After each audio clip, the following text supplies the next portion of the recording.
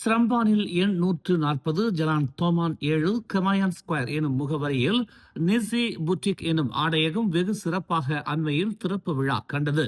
இந்நிகழ்விற்கு ohms அறவாரிய தலைவரும் மலேசிய அரிமா சங்கத்தின் தோற்றுநருமான ஓம்ஸ்பா தியாகராஜன் சிறப்பு விருந்தினராக வருகை புரிந்து ஆடையகத்தை திறந்து வைத்தார். மேலும் சிரம்பாஞ்சியா சட்டமன்ற உறுப்பினர் டத்தோ பி குணசேகரன், பிரதமரின் அரசியல் செயலாளர் ஜோநாதன் வேலா மற்றும் சிரம்பான் மகளிர் வர்த்தக சம்மேளனத்தின் தலைவர் சுமதி ஆகியோரும் சிறப்பு வருகை புரிந்தனர். நேர்த்தியான தரத்தில் அழகழகான வண்ணங்களில் பிரத்யேகமாக தேர்வு செய்யப்பட்ட மகளிர் ஆடைகள் இவர்களின் சிறப்பாக விளங்குகிறது. விலையும் மக்களுக்கு ஏற்ற வகையில் இருக்கும் என்கிறார் இந்நிறுவனத்தின் உரிமையாளர் கஸ்தூரி. இன்னைக்கு வந்து எல்லாத்துக்கும் வந்து இந்த கலர்ஸ் பாருங்க எவ்வளவு அழகா இருக்கு. இந்த கலர்ஃபுல்லா இருக்குது. இந்த கலர்ஸ் அவ்வளவு சூப்பரா இருக்கும், அவ்வளவு தரமா இருக்கும். நீங்க பாத்தீங்க இதெல்லாம் வந்து எக்ஸாக்ட்லி ஒரு 3 வெள்ளி அந்த மாதிரி சொல்லுவாங்க. ஆனா அது கிடையாது, ஒரு 9 வெள்ளி மட்டும்தாங்க. ஸோ மலிவான வேலை, நல்ல அழகான ட்ரெஸ். ஸோ வந்து நீங்க பர்ச்சேஸ் பண்ணிட்டீங்க. இது எல்லாமே 100 வெள்ளிக்குள்ளதான், 100 வெள்ளிக்கு மேல எதுவுமே கிடையாது. நம்ம கடை எங்க இருக்குன்னு பாத்தீங்கன்னாக்கா ஸ்ரம்பான் பாப்பான் இருக்கு. ஸோ அங்க ஆக்லண்ட் அந்த வரிசையிலே நீங்க பாத்தீங்கன்னாக்கா மெயின் ரோட்ல குருவி கடை ஒன்று இருக்கும். அந்த கடை வரிசையில 4வது கடை தான் வந்து நம்மளோட நிசி பூத் இருக்குது. ஸோ அங்க மெயின் ரோட்ல இருந்து நீங்க பார்த்தாலே தெரியும், சைன் போர்டு இருக்கும். சைன் போர்ட்ல நிசி பூத்துக்கு எழுதியிருக்கும். அங்கதான் நம்ம கடை இருக்குது. நம்மளோட கடை நம்ம வந்து 140 கடை. ஸோ கண்டிப்பா வந்து எல்லாம் ஜாயின் பண்ணுவோம். எங்களுக்கு கிடைச்ச அந்த நன்மை மாதிரி உங்களுக்கும் கண்டிப்பா கிடைக்கும். Thank you so much.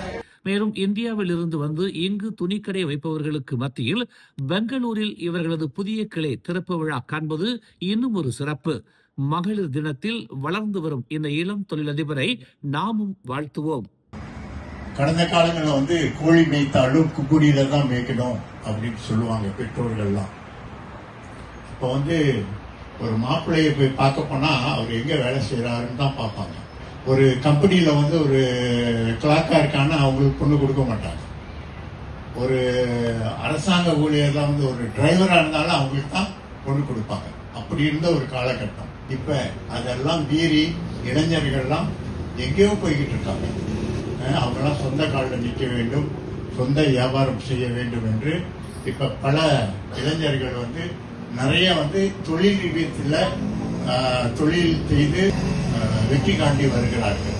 குறிப்பிட்டு சொல்ல போனா இரும்பு துறையில ஸ்கிராப் மெட்டல், இது போல துணிக்கடைகள், ரெஸ்டாரண்ட்கள், உணவகம் போன்ற இது lorry business, transport business, logistic business, இதில் வந்து நம்ம இளைஞர்கள்லாம் வெற்றியும் கண்டு வருகிறார்கள். அதில் ஒருவர் தான் இன்றைய நமது சகோதரி இந்த கடையை திறந்திருக்காங்க. நிச்சயமாக இறைவன் அருளால் நிச்சயமாக அவங்க வெற்றி காணுவாங்க. இவங்க வந்து ஒரு எடுத்துக்காட்டாக இருப்பாங்க அப்படின்னு நான் நினைக்கிறேன். ஏன்னா ஒரு கடை இல்லை, இப்ப சமீபத்தில் ஏற்கனவே ஸ்பைசஸ் சம்பந்தப்பட்ட ஒரு நிர்வாகத்தை தொடர்ந்து இன்னும் ஒரு 2 மாதத்துல வந்து பெங்களூர்லயே போய் ஒரு கடை. அப்பதான் நான் சொன்னேன், இந்த சிறு வயசுல இவ்வளவு பெரிய கமிட்மெண்ட் பண்றீங்களா, சரியா வரமாமா அப்படின்னு.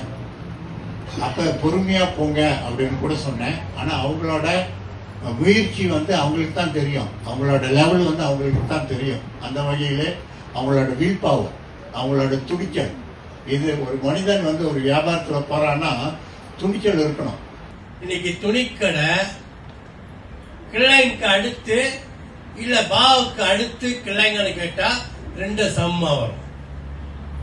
ஒரு வாரத்துல 7 கொண்டினா சரக்கு இந்தியாவில இருந்து எங்க வருது, பாவுக்கு வருது. சிரம்பல்ல துணிக்கடைங்க இருக்கு. ஆனா பெரிய அளவுல கொண்டின கணக்குல நெகிரி சிம்லான்ல, பஹால, தாமான்ஜியா, பஹா டவுனு அந்த மாதிரி பார்த்தோம்னா கொண்டினா இல்லாத நாள் இல்லை. அந்த வியாபாரம் பண்ணவங்களாம் பாத்தீங்களா, அன்னைக்கு அவங்க எப்படி அந்த வியாபாரத்தை ஆரம்பிச்சாங்கன்னா கையில தூக்கி வீடு வீடா கொண்டு போய் விட்டாங்க. அதுக்கு பிறகு அவங்க ஒரு 2-3 ஆளை வேலைக்கு வச்சாங்க. அப்படியே வேலைக்கு வச்சு வேன்ல ஏத்திக்கிட்டு போய் துணியை கொடுத்து வீடு வீடா வைப்பாங்க. பழைய ஆளுக்கு தெரியும். அப்புறம் கூட்டு போடுவாங்க. அப்படிலாம் செஞ்சு இன்னைக்கு பெரிய லெவல் உச்சத்துல இருக்காங்க. சாதாரண பகால ஒரு ஒண்டா கப் மோட்டர் ஓட்டினவரு இன்னைக்கு 500 ஏக்கர் நிலம், கிட்டத்தட்ட 120 கடை, 120 கடை, இந்த மாதிரி கடை 120 கடை ஒருத்தர் வாங்கியிருக்காருன்னா இந்த துணி வியாபாரத்தை நம்பி, துணி வியாபாரத்தை பண்ணி வந்திருக்காங்க. அதே போல எல்லாம் வல்ல இறைவன் நீங்க எப்படி நம்பிக்கையோட அந்த கடையை திறக்கிறீங்களோ அந்த நம்பிக்கை நிச்சயமா உறுதியா உச்சத்தை தொடுன்னு சொல்லி எல்லாம் வல்ல இறைவனை வேண்டி உங்களை வாழ்த்துறேன். அவங்க செய்யற இந்த முயற்சி, துணி யாருக்குங்க வேணாம், எல்லாருக்கும் துணி வேணும், ஆமாவா இல்லையா? சோ நல்ல ஒரு துறையில இருக்கிறாங்க. எனக்கு ஐயா ஒரு ஒரு ஒரு ஸ்டாட்டிஸ்டிக்க சொன்னாரு, கிளைக்கு அப்புறம் பாவ், இப்ப எனக்கு பார்த்தா பாவ் கொஞ்சம் கெட்ட நெகிரிக்குன்னு எல்லா ஸ்டேட்க்கும் ஒரு வர்த்தகர் சங்கம் இருக்கும், அதே மாதிரி நெகிரிக்கும் இருக்கு. இந்த நெகிரி விழானுக்கு நான் தான் தலைவி. நான் என்ன சொல்ல வரேன்னா, கஸ்தூரி வந்து என்னோட குரூப்ல தான் இருக்காங்க. சோ நான் வந்து விமன் குரூப் வச்சிருக்கேன். சோ இந்த மாதிரி நம்ம வியாபாரம் பண்றவங்க தயவு செய்து என்னை கான்டாக்ட் பண்ணி நம்மளோட குரூப்புக்கு வாங்க. ஏன்னா இந்த மாதிரி நம்ம இருக்கிறப்ப நம்ம தனியா தெரியும், அப்பதான் தெரியும் யாராரு என்ன பிசினஸ் பண்றாங்க. சோ நான் போற இடத்துல இதை நான் சொல்லுவேன். ஆக்சுவலி